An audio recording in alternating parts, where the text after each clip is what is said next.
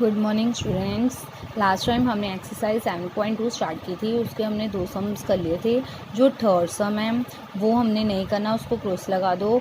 और अब देखो fourth some, find the ratio in which the line segment joining the points -3 10 and 6 -8 is divided bye -1 6। आपको क्या कहा गया है, रेशियो निकालना है। मतलब जो आपने रेशियो में लिखा होता था ना m1 m2, वो आपको इस सम में नहीं गिवन है। आपको दोनों पॉइंट्स गिवन है। देखो ए और बी मान लो, इन दोनों पॉइंट्स को, ये दोनों पॉइंट्स गिवन है। और ये जो डिवाइड करे हैं ये एक्स वाई, ये भी गिवन है।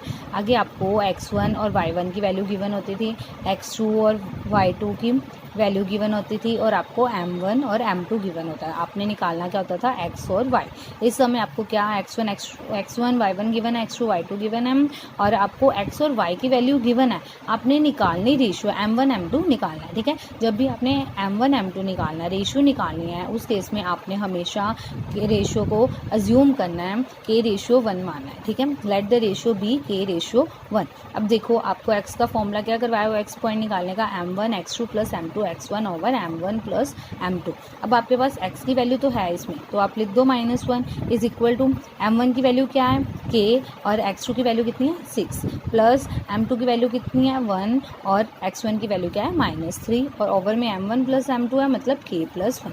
अब ये जो k प्लस 1 है ये उधर चला जाएगा, उधर जाके मल्टीप्लाई हो जाएगा -1 के साथ। यहाँ पे रह जाएगा 6k और ये बन जाएगा -3।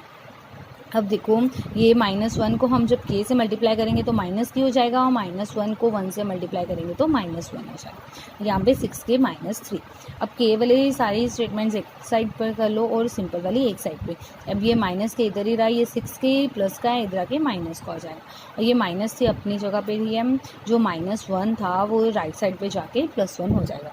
अब देखो माइनस माइनस क्या होते हैं, प्लस होते हैं, तो -k और -6k -7k हो गया, is equal to -3 + 1 minus plus minus होते हैं, तो 2 आ गया, और साथ में बड़ी वैल्यू के साथ कौन सा साइन है, माइनस का, तो माइनस का। ठीक है, ये दोनों माइनस माइनस की कटिंग हो गई, तो आपके पास आ गया 7k इज इक्वल टू 2।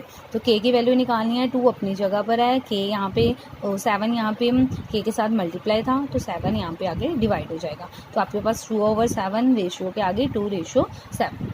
ठीक है, नेक्स्ट हम देखो sum number 5, find the ratio in which the line segment joining A and B is divided by x axis. इस सम में भी हमने रेशियो निकालनी है, बट इस सम में उन्होंने हमें जो पॉइंट्स थे वो नहीं गिवन है। पिछले सम में हमें पॉइंट्स दिए थे, एक्स और वाई की वैल्यू गिवन थी, बट इस सम में एक्स और वाई की वैल्यू गिवन नहीं है।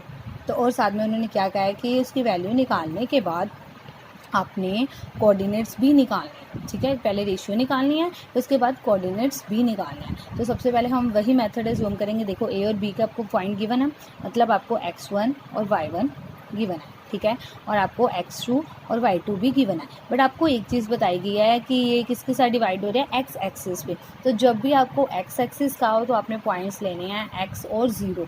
ठीक है, y वाले को 0 मान लेना है, जो भी आपको एक्सिस दिया गया। अगर आपको x एक्सिस दिया गया तो x वाले को x रखोगे, y वाले को 0 मानोगे। और अगर आपको y एक्सिस कहा गया है तो आपने y वाले को y रखना है, x वाले को 0 मानना। ठीक है, उसके ऑपोजिट वाले को 0 मानना। तो अब देखो इस केस में मैंने x की वैल्यू नहीं निकाली है। सबसे पहले मैंने x वाला फॉर्मूला नहीं लगाया, मैंने y का फॉर्मूला लगाया। वो इसलिए लगाया क्योंकि मेरे पास x का तो x ही रहना था। ठीक है ना, ये देखो ये x और y है ना, तो x का तो x ही रहना था, इसलिए मैंने वो फॉर्मूला नहीं लगाया। y की वैल्यू हमें गिवन है 0, जिसकी वैल्यू गिवन होगी हमने वो वाला फॉर्मूला लगाना। ठीक है, तो y की वैल्यू गिवन थी, इसलिए मैंने y वाला फॉर्मूला लगा दिया। तो अब देखो y की वैल्यू क्या थी, 0 इज इक्वल टू m1 की वैल्यू क्या है, k, ये m1 m2 है।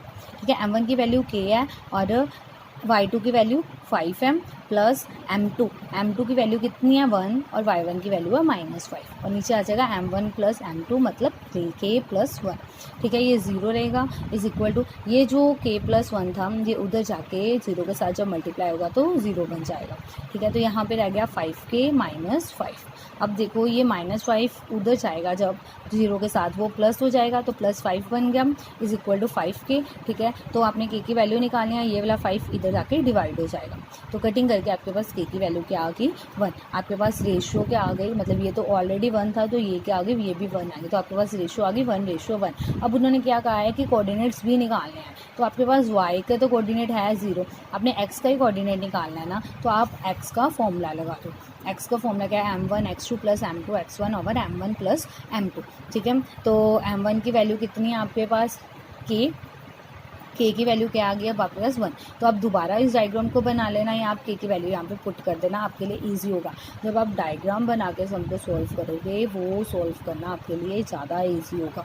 ठीक है, अब देखो अब मैंने k की जगह पे यहाँ पे 1 ले लिया। ठीक है, तो अब इसको सॉल्व कर लो। 1 को पहले -4 से मल्टीप्लाई किया, फिर 1 को 1 से मल्टीप्लाई किया। ठीक है, और नीचे 1 + 1 हो गया, तो ये -4 + 1 ओवर 2 बन गया। अब -4 + 1 क्या हो गया, -3 ओवर 2। तो आपके पास पॉइंट क्या आ गया, x की वैल्यू आ गई -3 ओवर 2 और y की वैल्यू 0 थी। ठीक है, इसके साथ ही आपके ये दोनों सम्स कंप्लीट होते हैं। इसको अपनी कॉपीज़ पे नोट कर लेना। ठीक है, ओके, थैंक यू।